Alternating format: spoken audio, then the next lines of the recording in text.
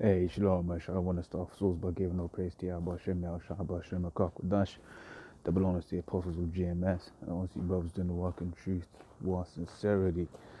This one's inspired from the fact that yesterday was once again, Thanksgiving, whatever, what have you. We've got a couple of Americans where I work.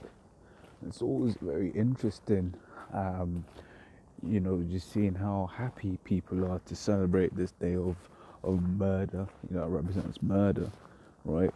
Because that's what it was, right? The massacring of our, of our brethren Gad and Reuben, right?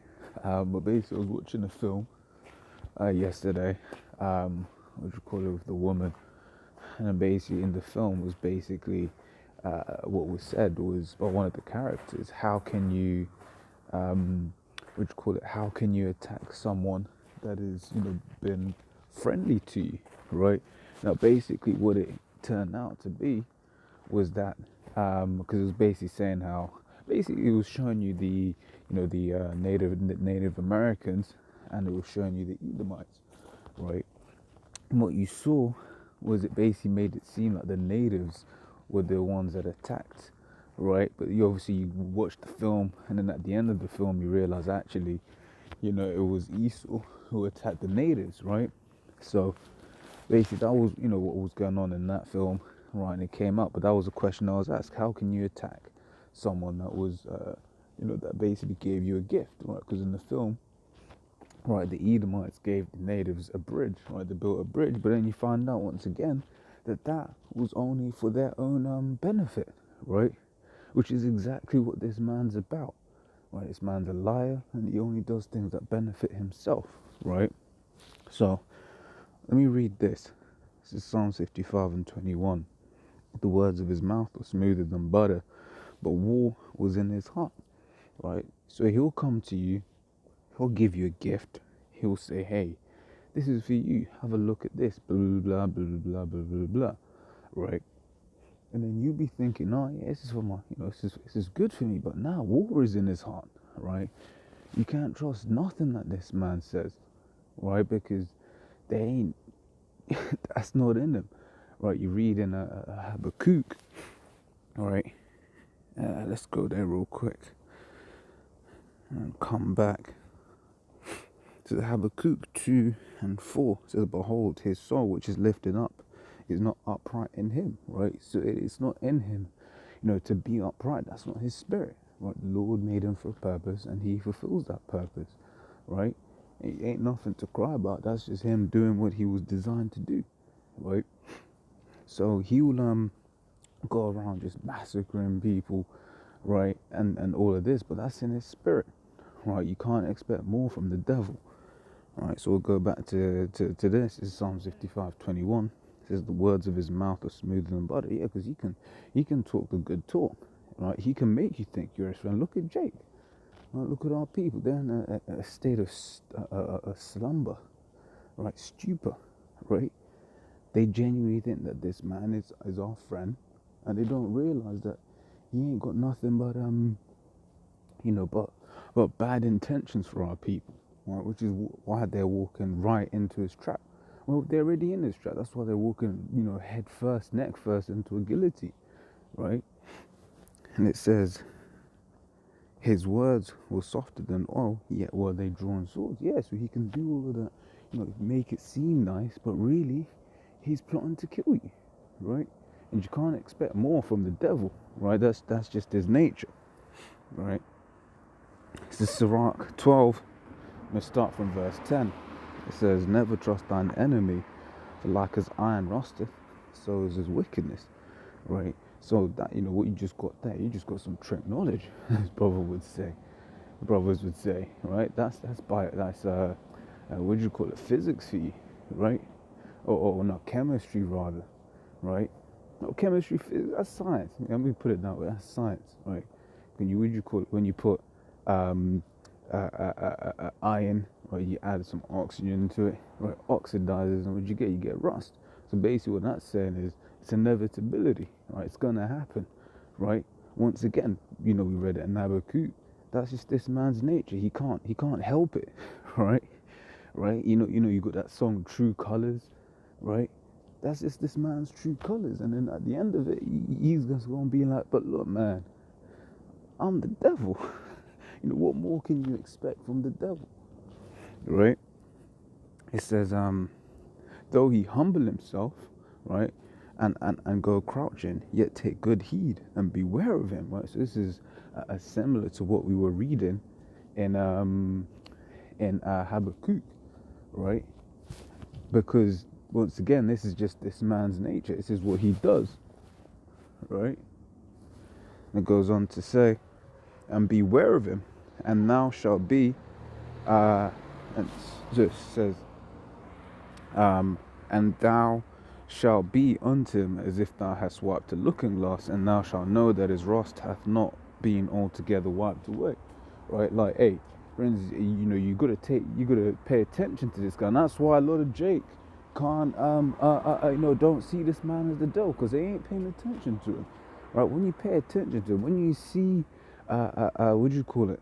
When you see the things that he does, right? When you actually pay attention and you analyze what's going on, you've got no choice but to say this man's a devil, right? Sort of like how you might look at a picture from afar and everything looks good, right? But as you go closer and closer to the picture, you start realizing actually there's a lot wrong with this picture, right? There's a lot of things wrong, right?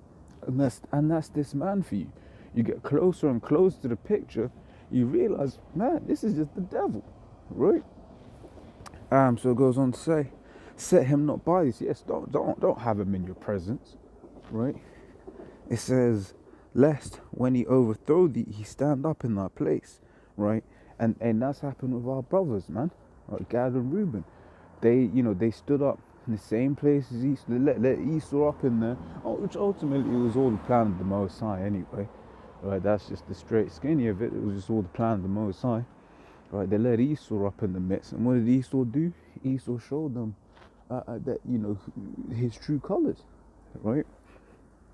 It says, lest he seek to take thy seat, and thou at the last remember my words and be pricked therewith. Yeah, so when he's done this, right, then you remember, and you'll be like, oh shit, yeah.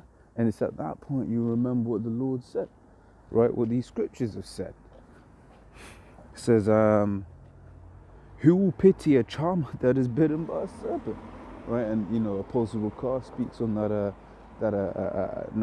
what's the word? Basically, that story. It's not a real story, but that saying kind of thing, where basically you had the you had the woman. She brought in a snake, and at the end of the story, the snake kills the woman. And then the woman asks, why'd you kill me? Right? And it says, bitch, I'm a snake. Not those. It wasn't said like that, but basically snake's like, I'm a snake. What did you expect? Right?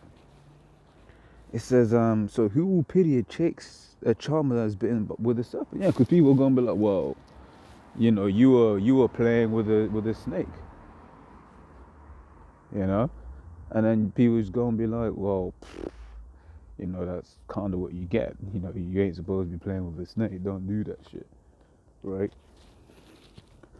Or any such as come nigh wild beasts, right? So once again, this is just saying how you go and pity someone who is doing dumb shit, basically, who deserves it, who deserves getting the the judgment that they got. This is Micah 2:1.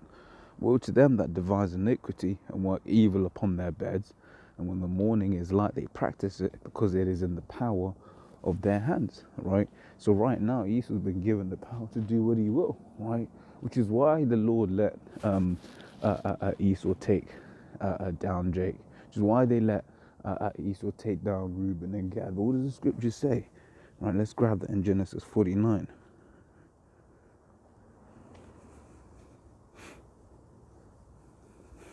All right, this is Genesis 49:19. It says, Gad, a troop shall overcome him, but he shall overcome at the last, right? So although he's been overcome, the Lord's going to be with, what you call it, Gad, right? To overcome, right, at the end of this story, right? which is what you call it, may be impossible to see now, but it's gonna happen, right? You just gotta believe it's gonna happen, right? And that's it, right? It's all about belief and wait and patience, right? So I'll go back. Says Micah 2:1 says, "Woe to them that devise iniquity, work evil upon their beds. When the morning is light, they practice it, because it is in the power of their hand." Right. So right now, Esau's got the power to do what he's doing, right? But that ain't gonna be forever. That's just for a period of time, right? It's gonna come a time when we gonna have the power, right? We gonna take him down, right? And all these heathen nations that enjoy taking us down with Esau, they gonna come down as well, right? They gonna go down with him, right? And it's gonna be a beautiful day, right? It's gonna be a great thing to see, right? This is Proverbs 14:6. It says, "For they sleep not, oh man, for they sleep not, except they have done mischief, and their sleep is taken away, unless they cause some to fail." Right? And people might, read that scripture, laugh, or, whatever, what have you. But that is the nature of this man, right? That is genuinely the nature of this man, right? He likes to do evil and wickedness, right?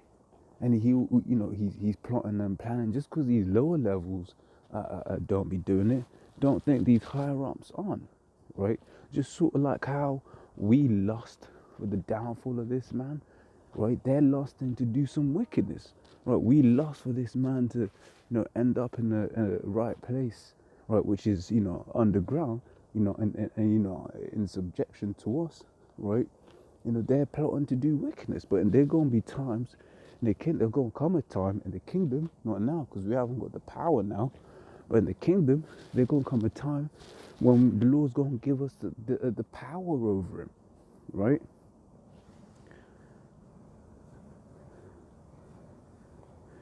And yeah, that was all I had. So I was just going for a walk, in the area, hoping no cops get, cold on me and shit. I was just looking around, so it's some posh ass area. But yeah, as always, Lord's will, that was edifying. Till the next time, Shalom.